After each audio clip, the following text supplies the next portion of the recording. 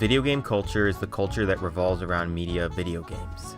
There are many devices and playstyles that exist within this culture as technology constantly innovates generation after generation. Because of this technological advancement, it can be seen as a unifying factor of many players' interests worldwide, ranging from LAN or online gaming to social gaming and electronic sports, or esports as it's more commonly known.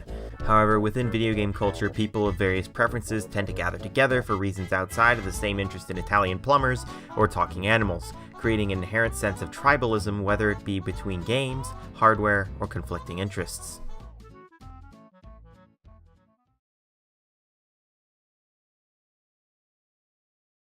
Before going straight into the topic, it's important to establish that while video games as a hobby have picked up significantly as mobile games have cemented themselves as a financial pillar, people who play video games have often been stigmatized in the media. In the early 2000s, this came in the form of a man named Jack Thompson, an activist who stated violent video games like Grand Theft Auto were going to lead children to becoming more violent. Needless to say, the amount of evidence he had to support this claim was equivalent to the amount of proof that children who read Harry Potter practiced witchcraft. Then again though, he might know something we don't, as according to him, gamers are too brain impaired to get it. This mentality is often why people who play video games tend not to welcome outsiders, as many of these people who just don't understand the hobby itself take no attempt to learn about it, but instead shame it as well as those participating in it, then subsequently try to change it to fit their own needs. Gamers saw this exercise again within Anita Sarkeesian's Tropes vs. Women in Video Game series, in which Anita deconstructs different recurring themes in video games that could be conceived as harmful to women as a whole, such as the damsel in distress or objectification. She claimed that she personally played video games, a gamer, if you will. I'm a gamer and I enjoy games. I love games. I'm a fan of games. Except, well, she lied about that. It's a soundtrack of one song, except I'm doing video games. So it's not exactly a fandom. I'm not a fan of video games. I actually had to learn a lot about video games in the process of making this. I don't want to go around shooting people and ripping off their heads, and it's just gross. Couple that with the fact that her video game footage was stolen from long plays on other YouTube channels, and that she would be dishonest about the games she discussed in order to drive the narrative home, like when she claimed the Hitman series encouraged you to kill innocent women and drag their corpses around like a marionette. The player cannot help but treat these female bodies as things to be acted upon, because they were designed, constructed, and placed in the environment for that singular purpose. Even though the game punishes you with a score deduction whenever you kill anyone other than your target. And it's no wonder why people in the gaming community would be hostile towards her, and ultimately modern feminism. It's important to note that not all acts of tribalism gamers have done is defendable, however.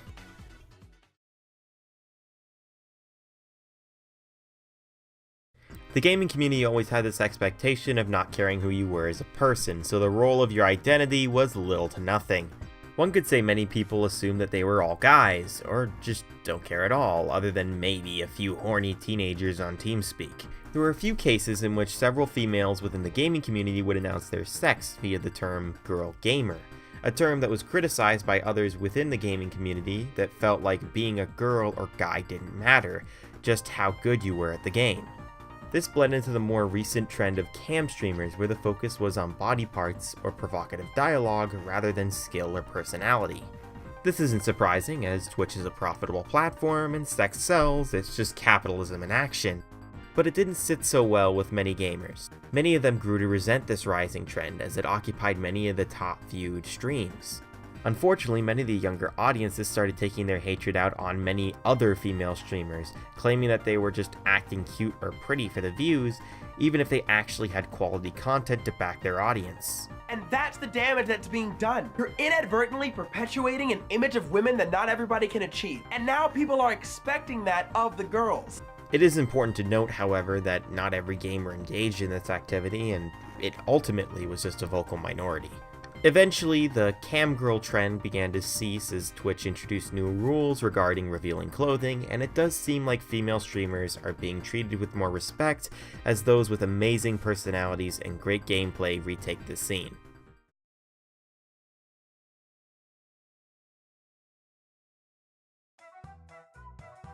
What is a casual? What makes someone a hardcore gamer? Depending on who you ask, whether it be on R Video Games, V, or your friend who insists that Smash isn't a real fighting game, the answer can vary. Generally speaking, casuals are gamers that play video games as a hobby for a short amount of time, or play the least intensive video games like the type you play on your phone. Core gamers are those who tend to invest more time into the hobby, often over 10 hours a week playing. Yes, I know, there may be a couple of you out there with your 1200 hours in CSGO who will tell me only 10 hours is casual, but that's besides the point. Both of these groups tend to have negative perceptions of the other. Casuals, due to a lack of commitment to the hobby itself, may find those who spend all their free time on video games while not making any financial gain are wasting their life. Core gamers, however, tend to view casuals as fakes, attending to cash in on the "I'm a gamer, I'm such a nerd" bandwagon. A lot of this resentment came from the popularity of a certain show. You know, the one that constantly fetishizes the quirkiness of being a nerd, all while ignoring much of the social stigma associated with it, other than the main character's kinda weird but smart and says his catchphrase is the punchline every episode so it's funny. One that people who notice the pop culture reference to Star Wars thinks it's meant for smart people, but in reality it's the show creators mocking people for knowing or being relatively interested in the subject. I'm talking, of course, about The Simpsons, obviously. The overall point is, hardcore gamers don't think the casuals are good enough to join their clique, and casuals don't want to be part of that clique unless it benefits them socially, as gaming is often not their primary hobby.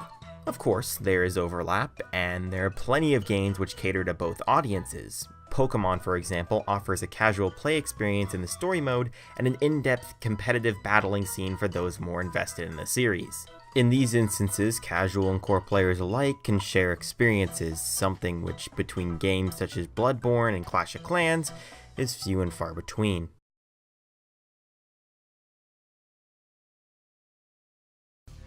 A quick question for those of you who play video games. How many of you have gotten into arguments over which console is the best? Don't worry, there's no shame in it. I personally took part in the same activities when I was younger. Michael did the same. The idea of arguing on behalf of a piece of hardware that your parents bought for you or that you scrounged up from a year's worth of allowance is a very common theme. Many of us didn't have the luxury of owning multiple consoles, so we often had to justify to others, or rather ourselves, why our piece of electronic equipment was better. Much of that involved bringing down the reputations of other hardware, like how the Wii was a little kid's toy, the meme of the PS3 having no games, or the Xbox 360 being dumb because you had to pay for online while the other consoles you didn't. Well, that one didn't age well. Hell, even for a certain period of time, companies that owned the consoles fed into it.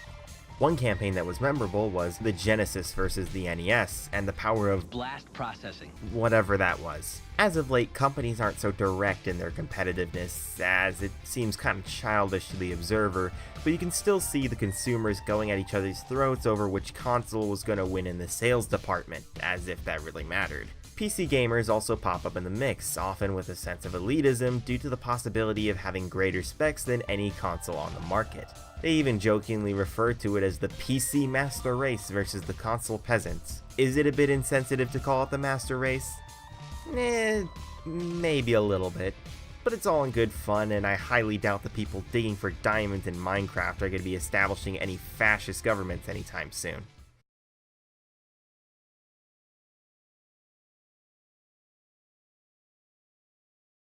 So, everything aside, what are we ultimately left with? Are these communities destined to be non-inclusive to outsiders for eternity? Well, maybe. It's important to note these communities are built up of people, just like the rest of us. While we most certainly can't force somebody to act a certain way, and we shouldn't, we can personally police our own actions and how we respond to people on the outside.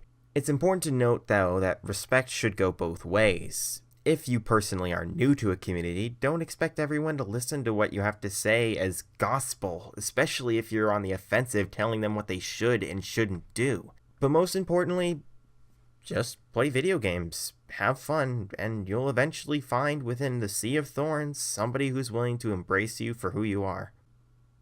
Thank you for listening.